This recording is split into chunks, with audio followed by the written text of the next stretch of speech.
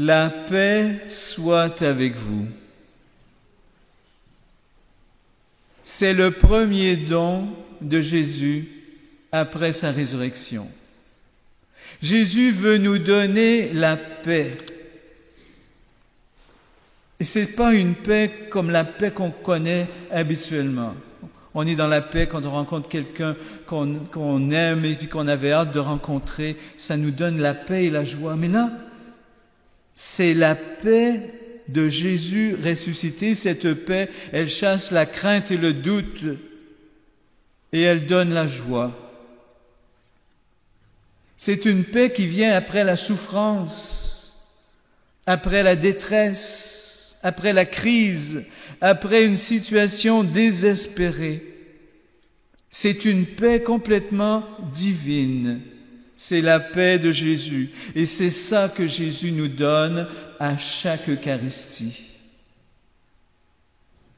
Vous avez remarqué dans cette histoire que Jésus, le soir même de Pâques, le jour de Pâques au soir, il vient dans la maison où tous les disciples sont là. Comme par hasard, il manque Thomas. Où est-ce qu'il était, Thomas? Sans doute qu'il était allé au dépanneur du coin, je ne sais pas. Il n'était pas là. C'était le premier jour de la semaine, c'est le dimanche. C'était le dimanche au soir, comme aujourd'hui. Jésus est présent au milieu d'eux parce qu'ils se sont réunis ensemble. Les premiers chrétiens se réunissent un dimanche soir pour se rappeler les paroles de Jésus. Et, comme par hasard, Jésus est présent au milieu d'eux alors que toutes les portes sont barrées. Ils ont eu la grâce de célébrer ensemble avec la présence de Jésus. Et ce soir, mes frères, mes sœurs, qu'est-ce qu'on fait? On est des chrétiens qui se réunissons ensemble pour venir écouter la parole de Jésus, et Jésus est là, présent au milieu de nous. Y croyez-vous? Oui. Il est vraiment là, il est présent ce soir. Jésus est au milieu de nous et il nous parle. Il vient de nous donner le don de sa paix. C'est ma paix que je vous donne. C'est pas n'importe laquelle, nous dit-il. C'est une paix qui vient complètement transformer votre cœur et votre corps. Vous allez voir ce soir, ça va bien dormir, parce que c'est une paix qui nous donne vraiment la joie. La joie de se savoir aimé de Jésus. Alors, aujourd'hui, c'est dimanche de la miséricorde. Si vous aviez bien écouté, vous avez entendu que Jésus est venu le 8e jour après, c'est-à-dire le dimanche après, il revient. Donc aujourd'hui, le 2e dimanche de Pâques, Jésus revient parce que là, Thomas, il est là. Jésus vient faire une miséricorde à Thomas, qui Thomas a dit à tout le monde, moi je ne crois pas, là. Tant que je n'ai pas vu, là, je ne croirai pas. Il le dit comme ça. Jésus, il aime Thomas, hein? Même s'il y a des doutes, même s'il manque de foi. Il n'était pas là, lui, au pied de la croix. Mais Jésus l'aime tellement qu'il va revenir spécialement pour lui, pour qu'il croie qu'il est vivant. Et Jésus va rajouter « Heureux, heureux ceux qui croient » sans avoir vu. Ça, c'est pour nous. Cette parole-là, elle est pour nous ce soir. Et quand Jésus dit « heureux », c'est que vraiment, il nous bénit. Et Jésus nous aime tellement que même s'il est revenu pour Thomas, il est revenu pour nous aussi ce soir. Si vous saviez, si on savait combien il nous aime. Imaginez, il revient, il est venu le premier soir, il est ressuscité pour nous, Mais il revient devant des gens qui n'étaient pas là quand il est mort. Il n'y en avait rien qu'un, c'était Jean qui était au pied de la croix avec les femmes, les saintes femmes. Tous les disciples, là, ils ont sacré le camp, comme on dit. Ils n'étaient pas là, ils avaient trop peur. Mais Jésus leur pardonne même ça. Jésus pardonne même à ceux qui l'ont crucifié. Vous vous souvenez du dimanche des rameaux? Tout le monde avec ses rameaux, on proclamait que Jésus va devenir le roi. Tout le monde était content de lui. On chantait, on dansait pour lui. Le vendredi saint, la même gang va dire « crucifiez-le ». C'est une trahison, vous savez, un reniement. Mais malgré tout ça, Jésus nous aime. Vous savez, quand on va se confesser, on reçoit la miséricorde. Jésus, il sait qu'on fait des trahisons, qu'on le renie. Mais il nous aime pareil. Si vraiment on lui demande pardon, si vraiment on est sincère dans notre demande, Jésus nous pardonne tout de suite. Puis Jésus, c'est pas nos péchés qu'il regarde. Ça ne l'intéresse pas, nos péchés. Il les connaît toutes. Puis c'est tout le temps la même affaire qu'on fait. Ce qui intéresse Jésus, c'est notre cœur. Est-ce que ton cœur est disposé à m'accueillir? Et ce soir, est-ce que je suis disposé à accueillir Jésus?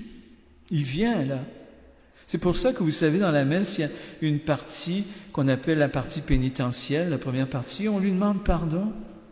On se prépare, on prépare notre cœur pour l'accueillir dans sa parole. Parce que la parole de Jésus, c'est une vraie nourriture. Je dis ça aux gens, des fois, ils me disent, mais ça fait longtemps que je ne suis pas venu me confesser, puis je ne sais pas comment me préparer pour me confesser. Mais j'ai dit, il y a 3 choses importantes quand on se confesse. On regarde, mais quelle est ma relation avec Dieu? C'est important, ça. Où est-ce que j'en suis avec ma relation avec Jésus? Est-ce que je viens à la messe le dimanche? Parce qu'il est là, le dimanche. Est-ce que je viens l'écouter? J'ai dit, parfois, on ne peut pas communier parce qu'on n'est pas dans notre relation matrimoniale fait en sorte que je ne peux pas communier.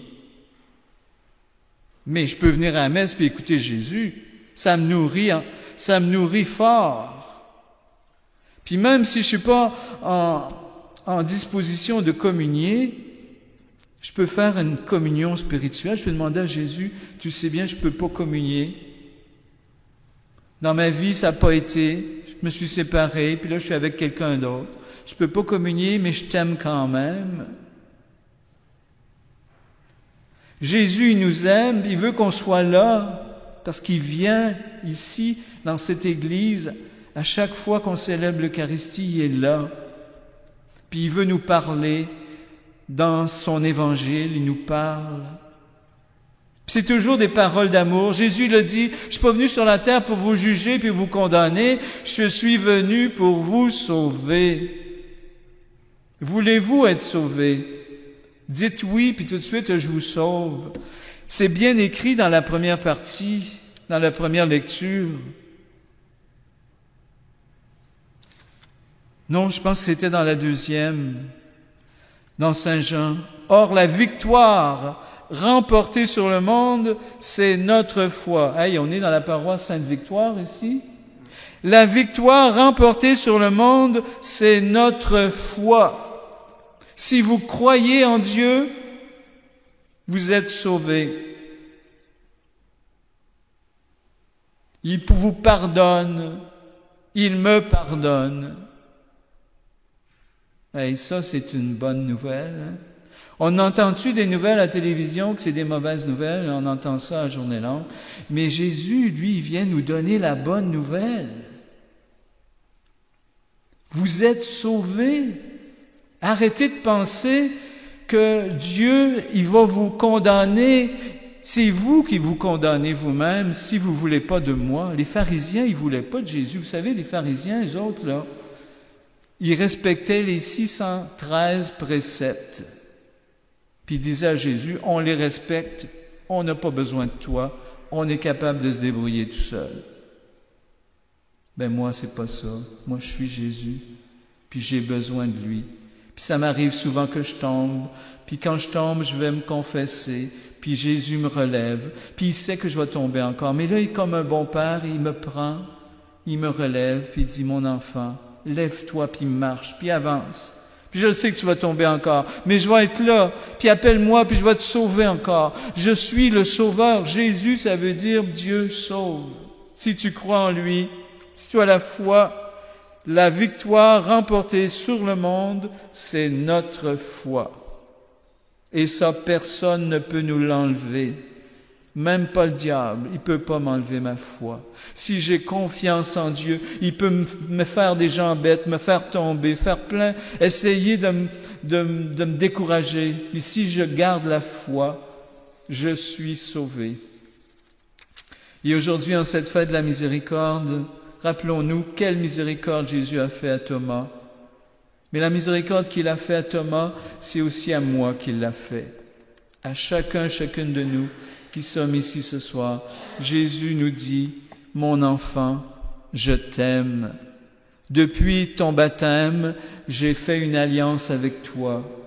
Je suis fidèle à cette alliance, même si toi, tu n'es pas toujours fidèle. Moi, je suis fidèle, je le serai pour toujours et jamais, je ne t'abandonnerai. » Jésus, cœur sacré de Jésus, j'ai confiance en toi. Aujourd'hui, nous avons récité le chapelet de la miséricorde. Tu l'as écouté, tu connais nos cœurs, tu nous aimes et nous te remercions, nous te rendons grâce. C'est pour ça que nous sommes ensemble ce soir et nous demandons au Seigneur qu'il nous donne toutes les grâces dont nous avons besoin pour persévérer dans cette marche avec lui, parce que notre vie, c'est un cheminement, c'est une marche, c'est comme un pèlerinage. On ne sait jamais où on s'en va parce qu'on est dans des petits sentiers, mais tout ce qu'on sait, c'est qu'on suit Jésus. Jésus, c'est lui qui nous mène et puis on ne lâche pas. C'est ça qui est important. Ayons confiance, puis disons-le souvent à Jésus, « Jésus, j'ai confiance en toi. » Amen. Amen.